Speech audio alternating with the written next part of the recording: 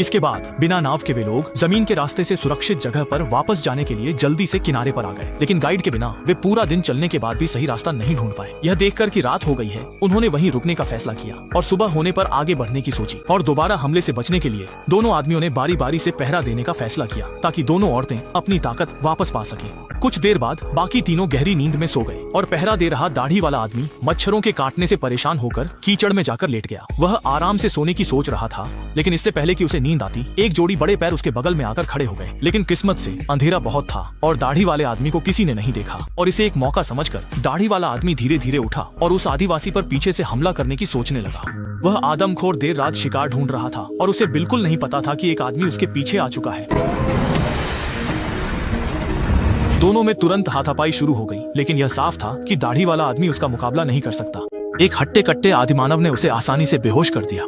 लेकिन जैसे ही नरभक्षी दावत की तैयारी कर रहे थे, इस मुश्किल घड़ी में उसका साथी वक्त पर आ गया। उसने आदिमानव के चंगुल से अपने दोस्त को बचा लिया, लेकिन वो भी उस नरभक्षी का मुकाबला नहीं कर सकता था। कुछ देर में सामने वाले ने उसे आसानी से काबू कर लिया, लेकिन घबराहट में दाढ़ी वाला आदमी गलती से पहाड़ी से नीचे लुढ़क गया। उसका सिर जोर से एक पत्थर से टकराया और वो बेहोश हो गया और बेचारा माइक आखिर में बदकिस्मती से उस आदिमानव कबीले का निवाला बन गया। यह सब इतनी तेजी से हुआ कि बाकी लोग अपने साथी की मौत की सच्चाई को कबूल नहीं कर पा रहे थे, लेकिन जिंदा रहने के लिए उन्हें हिम्मत जुटाकर आगे बढ़ना ही पड़ा ताकि इस घने जंगल से बाहर निकलने का सही रास्ता खोज सके। लेकिन बदकिस्मती से वे कुछ ही कदम चले थे कि उन्होंने देखा नरभक्षी कबीला उनके पीछे आ गया है। तीनों को मजबूरन अपनी रफ्तार बढ़ानी पड़ी ताकि इन खतरनाक आदिमानवों से पीछा छुड़ा सकें। लेकिन तभी केसी बहुत तेजी से भाग रही थी और उसने रास्ते पर ध्यान नहीं दिया। वो गलती से नरभक्षियों के जाल में जा गिरी। बदकिस्मती से एक नुकीली लकड़ी उसके कंधे के आर पार हो गई। यह हालत देखकर दाढ़ी वाले आदमी ने फौरन पास से एक बेल तोड़ी और फिर केसी को बचाने में कामयाब रहा। लेकिन भले ही वो बुरी तरह जख्मी थी, फिर भी उनमें से किसी की भी एक पल के लिए रुकने की हिम्मत नहीं हुई। वे फौरन अपनी जान बचाने के लिए आगे बढ़ गए, क्योंकि इस घने जंगल में जरा सी भी चूक हुई तो वे